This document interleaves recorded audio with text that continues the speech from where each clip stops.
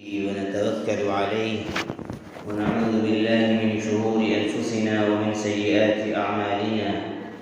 من يهده الله فلا مضل له ومن يضلله فلا هادي له، ونشهد أن لا إله إلا الله وحده لا شريك له، ونشهد أن سيدنا وإمامنا وقدوتنا وشفيعنا محمدا عبده ورسوله صلى الله تعالى عليه وعلى آله وأصحابه وأزواجه وبناته وأهل بيته أجمعين وبارك وسلم تسليما كثيرا كثيرا. أما بعد، أعوذ بالله من الشيطان الرجيم. بسم الله الرحمن الرحيم. يا أيها الذين آمنوا اتقوا الله حق تقاته ولا تموتن إلا وأنتم مسلمون. میرے محترم ایمانی بھائیوں، بزرگوں اور دوستوں، سب سے پہلے ہم سب لوگ اللہ رب العزت کا شکر ادا کرتے ہیں کہ اس نے ہمیں رمضان المبارک جیسا مبارک مہینہ عطا فرمایا اور اس میں روزہ رکھنے کی، تراویح پڑھنے کی، زکوٰۃ و صدقات نکالنے کی توفیق عطا فرمائی. اللہ تعالی ہم سبوں کی عبادتوں کو قبول فرمائے، آمین کہیے. اور اس میں جو کمی کوتاہی رہ گئی ہو اللہ تعالیٰ اسے معاف فرمائے. آج عید الفطر ہے اور عید الفطر رمضان کی عبادتوں اور روزوں کے صدقے میں اللہ تعالیٰ عطا فرماتا ہے. عید الفطر کے معنی ہیں افطار کی خوشی. 30 دن اللہ تعالیٰ نے کہا کہ روزہ رکھو، بچے رہو کھانے پینے سے، بیوی کے پاس جانے سے، اور آج سے ہم تمہارے لیے ساری چیزیں کھول دیتے ہیں، کھانا پینا، بیوی کے پاس جانا. اب اسی کی خوشی میں اللہ تعالی ہمیں عید عطا فرماتا ہے. عید الفطر کے معنی افطار کی خوشی، کھانے پینے کی خوشی، رمضان کے روزوں کے صدقے میں. ظاہر ہے کہ عید کی خوشی سچی تو اسی کو ملے گی اور ملتی ہے جس نے رمضان کو جتنا اچھے سے گزارا، پورے روزے رکھے، پوری تراویح پڑھی، تہجد کا اہتمام کیا، اعتکاف میں بیٹھ گیا تو اور نور علی نور، اور زکوٰۃ و صدقات کا اہتمام کیا. تو سچی عید اسی کے لیے. خوشی کا تعلق انسان کے باطن سے ہے، اندرون سے. ایک ایسی کیفیت کا نام ہے خوشی جو اندر سے انسان کے اندر سے پھوٹتی ہے اور انسان اس کو محسوس کرتا ہے. اور ظاہر میں اگر ہم لوگوں میں سے اللہ تعالی ہم سبوں کو معاف فرمائے، کوئی بھی مسلمان اگر رمضان کی اگر کوئی بے حرمتی کرتا ہے، روزہ جان بوجھ کر نہیں رکھتا ہے، تو ظاہر ہے کہ اس کو وہ خوشی نہیں ملے گی. مجمع میں بھیڑ میں ضرور ہوگا وہ، لیکن اس کو وہ سچی خوشی نہیں ملے گی جس نے مہینے بھر روزہ رکھا. اسی لیے بعض علماء نے اس طرح کے اشعار کہے ہیں: لیس العید لمن لبس ثوب الجدید. عید دراصل اس کے لیے صرف نہیں ہے جس نے بہت اچھے اچھے کپڑے زیب تن کر لیے، نئے نئے جوڑے پہن لیے. انما العید لمن خاف یوم الوعید. عید تو دراصل اس کے لیے ہے جو اللہ تعالیٰ کے یہاں کل کھڑے ہونے سے قیامت میں ڈر گیا اور ڈر کر اس نے روزے رکھے اور اللہ کی عبادت کی. لیس العید لمن تبخر بالعود. عید صرف اس کی نہیں ہے جس نے بہت اچھی اچھی خوشبوئیں لگا لی، اپنے کو بسا لیا، معطر کر لیا. انما العید للتائب الذی لا یعود. عید تو اس کی ہے جس نے ایسی سچی پکی توبہ کر لی اللہ تعالیٰ سے اپنے گناہوں سے کہ پھر وہ گناہوں کی طرف نہیں پلٹ رہا ہے. لیس العید لمن رکب المطایا. عید اس کی نہیں ہے جو بہت اچھی اچھی سواری پر سوار ہو گیا. انما العید لمن ترک الخطایا. عید تو اس کی ہے جس نے گناہوں کو ہمیشہ کے لیے چھوڑ دیا.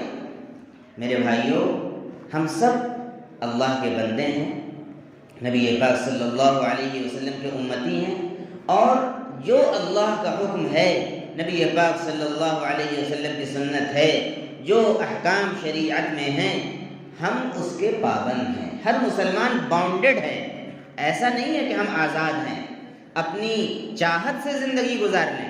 اگر یہاں ہم اپنی چاہت سے زندگی گزاریں گے تو کل اللہ تعالیٰ کے یہاں ہمارے لیے مشکلیں پیدا ہو جائیں گی، اور اگر یہاں اللہ کی مرضی سے زندگی گزاریں گے، رب چاہی جیسا رب چاہتا ہے، تو پھر وہاں من چاہی زندگی ملے گی، جنت اور اس کی نعمتیں ملیں گی۔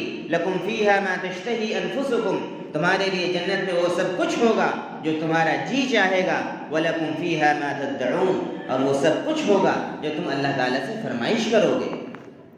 میرے بھائیو، بزرگ اور دوستو، عید الفطر میں سب سے اہم چیز جو واجب ہے وہ صدقہ فطر کا نکالنا ہے۔ ظاہر ہے کہ عید کے صبح صادق کے دن یہ واجب ہوتا ہے یہ صدقہ، اور اس سے 1-2 دن پہلے نکال لے تو اور بہتر ہے، اور اگر رمضان میں اس سے پہلے اگر اس نے کسی غریب کو دے دیا ہے، اس کی ضرورت پوری ہو گئی ہے تو بھی جائز ہے، لیکن عید سے پہلے نکالنا واجب ہے، اپنی طرف سے، اپنی نابالغ اولاد کی طرف سے، اپنے گھر کے تمام افراد کی طرف سے۔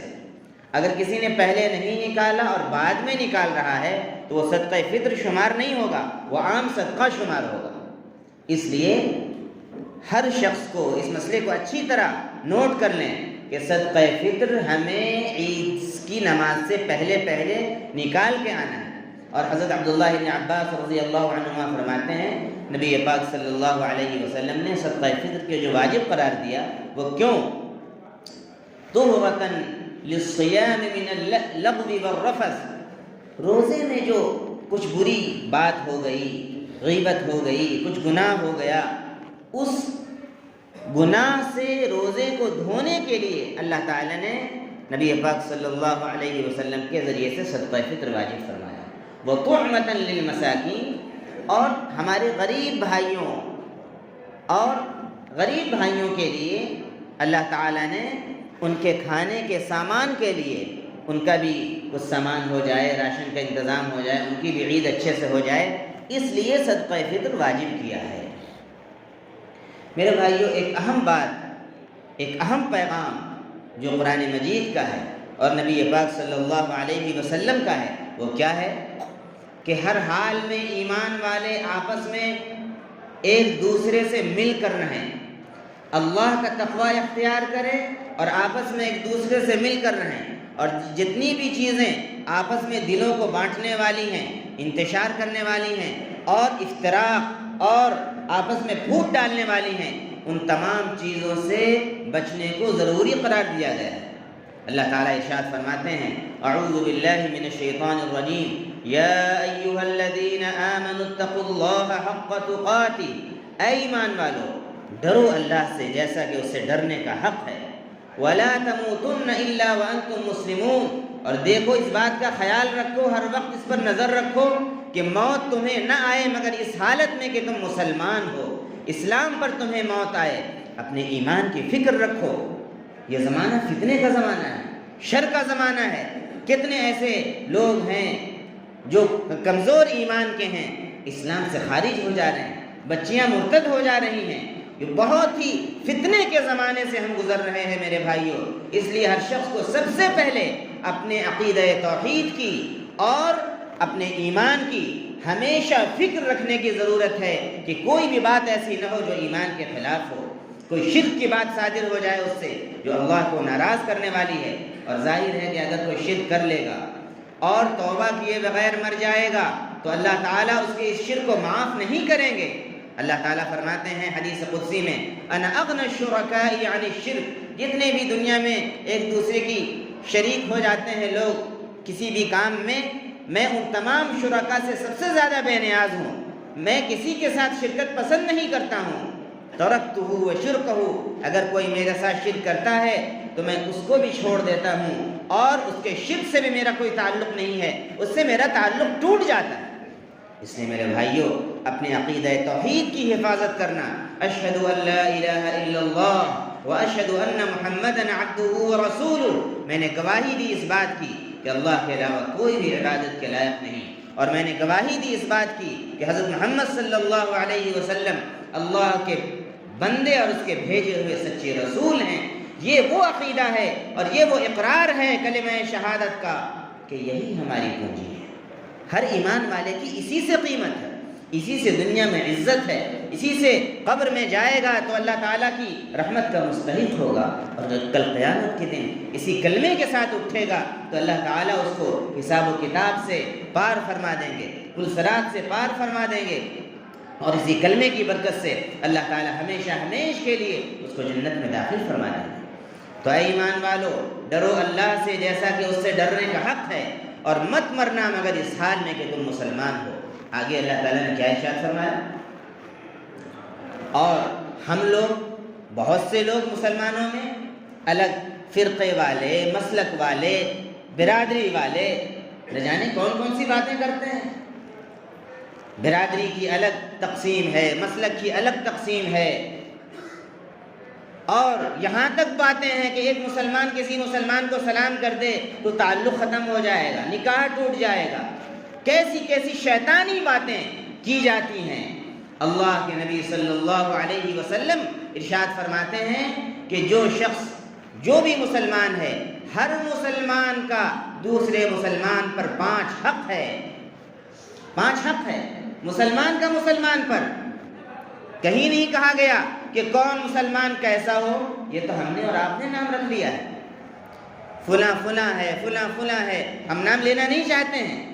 ساری فرقہ بندیوں کو سامنے رکھیے، اور اللہ تعالیٰ کے حکم کو اور نبی پاک صلی اللہ علیہ وسلم کے اس حکم کو سامنے رکھیے، اور اس طرح کی جتنی بھی باتیں ہیں اپنے دلوں سے کھرچ کر پھینک دیجئے۔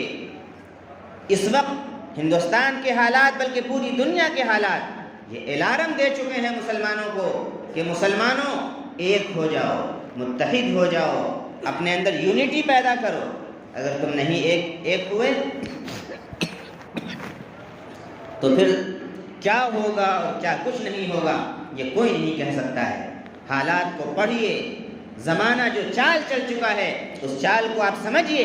اللہ تعالیٰ فرماتے ہیں وَاعْتَصِمُوا بِحَبْلِ اللَّهِ جَمِيعًا، اے ایمان والو سب مل کر اللہ کی رسی کو مضبوطی سے تھام لو۔ اللہ کی رسی کیا ہے؟ اللہ کا دین ہے۔ اللہ کی رسی کیا ہے؟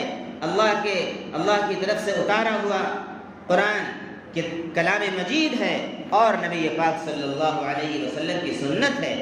اللہ کے نبی صلی اللہ علیہ وسلم نے فرمایا حجۃ الوداع کے موقع سے کہ ہو سکتا ہے کہ آئندہ سال میں نہ رہوں، لیکن میں تمہارے درمیان وہ بھاری بھرکم چیزیں چھوڑ کر جا رہا ہوں، اگر تم ان دونوں چیزوں کو مضبوطی سے تھامے رہو گے کبھی بھی گمراہ نہیں ہوگے۔ کتاب اللہ، ایک اللہ کی کتاب قرآن مجید، و سنتی، اور دوسرے میری سنت، میری شریعت، میرا طریقہ اور میری حدیثیں، ان دونوں چیزوں کو تھامے رہو گے کبھی بھی گمراہ نہیں ہوگے۔ وَاعْتَصِمُوا بِحَبْلِ اللَّهِ، اے ایمان والو سب مل کر اللہ کی رسی کو مضبوطی سے تھام لو۔ وَلَا تَفَرَّقُوا، اور آپس میں فرقہ بندی مت کرو، گروہ بندی مت کرو، جماعت بندی مت کرو، اور ٹولیوں میں، ٹکڑیوں میں، برادری کے نام پر، مسلک کے نام پر، سیاسی نظریے کے مسئلے پر آپس میں مت بٹو۔ اللہ تعالیٰ منع کر رہا ہے، اور جو چیز اللہ تعالیٰ قرآن میں منع کرتا ہے وہ حرام ہوتی ہے۔ یاد رکھیے اس بات کو، کوئی اگر فرقہ بندی کرتا ہے، کوئی مسلک کے نام پر اپنے اندر فرکشن پیدا کرتا ہے مسلمان میں، تو وہ حرام کام کر رہا ہے، اور جب تک وہ توبہ نہیں کرے گا اللہ تعالیٰ معاف نہیں کریں گے اس کو۔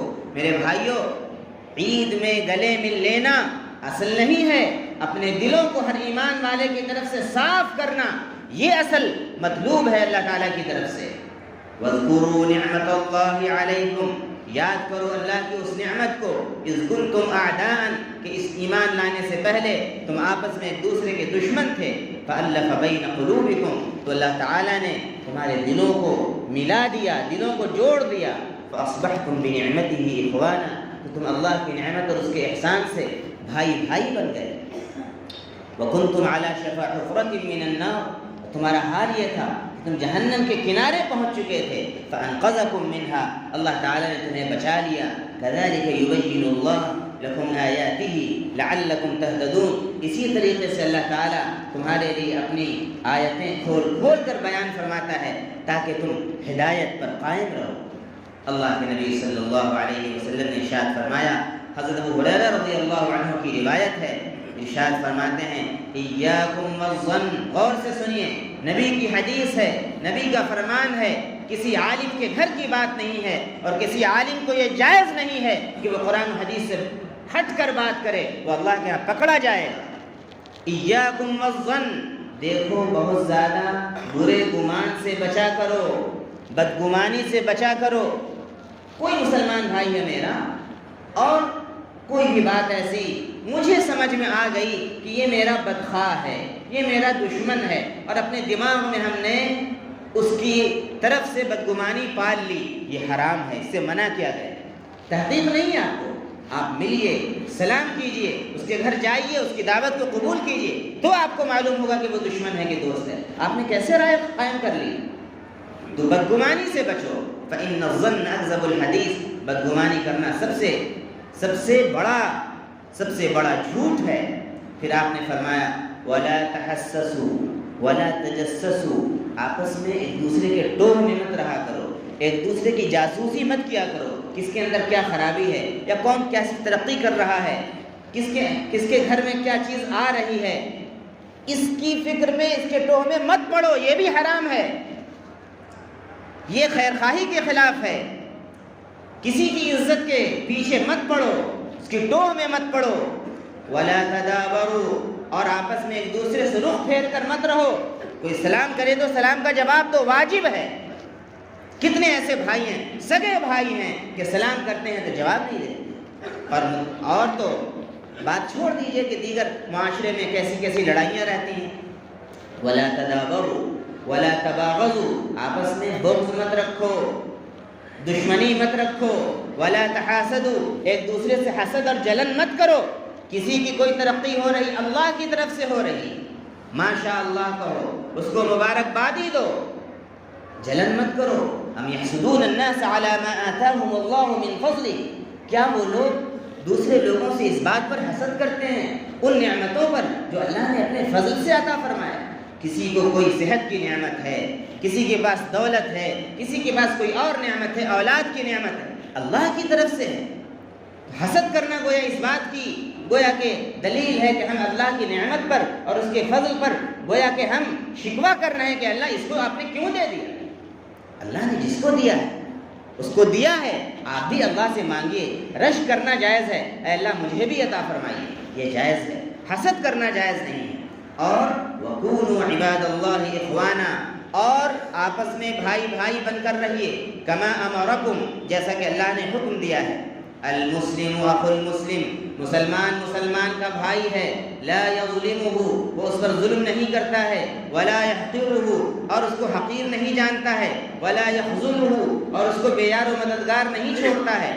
التقوی ہا ہونا، تقوی یہاں سینے میں ہوتا ہے، کوئی اپنے آپ کو متقی نہ سمجھے۔ فلا تزکوا انفسکم، اپنی بزرگی اپنے آپ سے مت بیان کیا کرو۔ هو اعلم بمن اتقى، اللہ زیادہ جانتا ہے کہ کون اللہ سے کتنا ڈرنے والا ہے اور متقی ہے۔ اس لیے آپ صلی اللہ علیہ وسلم نے فرمایا کہ تقوی یہاں ہے۔ اور بحسب امرئ من الشر، آدمی کے برا ہونے کے لیے اتنی ہی بات کافی ہے، ان یحقر اخاہ المسلم، کہ اپنے کسی بھی مسلمان بھائی کو حقیر اور گھٹیا سمجھے۔ ان اللہ لا ينظر الى اجسادکم، اللہ تعالیٰ تمہارے ڈیل ڈول کو، باڈی کو، جسم کو نہیں دیکھتا ہے، ولا الى صورکم، اور تمہارے چہروں کو نہیں دیکھتا ہے، کتنے خوبصورت ہو، گورے ہو کہ کالے ہو، ولکن ينظر الى قلوبکم واعمالکم، اللہ تعالیٰ تمہارے دلوں کو، تمہاری نیتوں کو اور تمہارے اعمال کو دیکھتا ہے۔ اللہ تعالیٰ ہم سبوں کو عید الفطر مبارک فرمائے، پوری دنیا کے مسلمانوں کو مبارک فرمائے، خاص طور سے غزہ کے مسلمانوں پر اللہ تعالیٰ رحم فرمائے اور انہیں بھی عافیت والی زندگی عطا فرمائے، آمین۔